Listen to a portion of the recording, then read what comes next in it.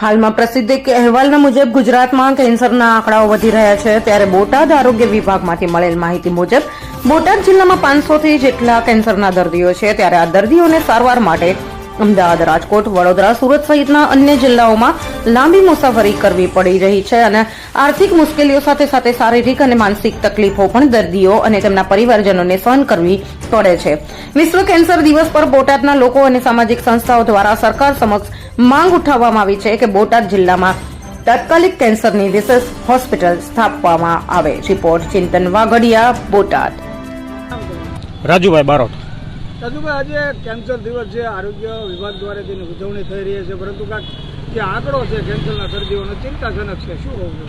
આજે વિશ્વ દિવસ નિમિત્તે આરોગ્ય વિભાગ દ્વારા ઉજવણી કરવામાં આવે છે, જે સારી બાબત છે, પરંતુ બોટાદ જિલ્લાની અંદર 500 જેટલા કેન્સરના કેસ નોંધાયેલ છે, જેમાંથી 384 જેટલા લોકો સરકારની સહાય મેળવી અને સારવાર મેળવે છે.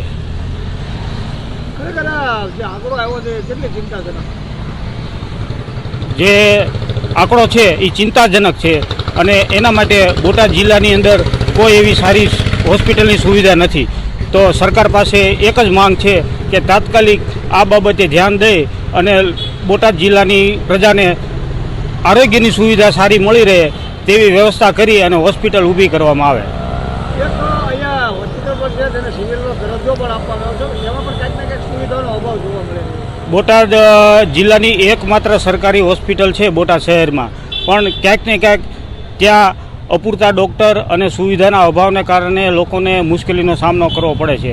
તો બોટાદ શહેરને જિલ્લાની અનુરૂપ આરોગ્યની સેવા પૂરી પાડે તેવી मेडिकल कॉलेज ऊभी करवा मांग है.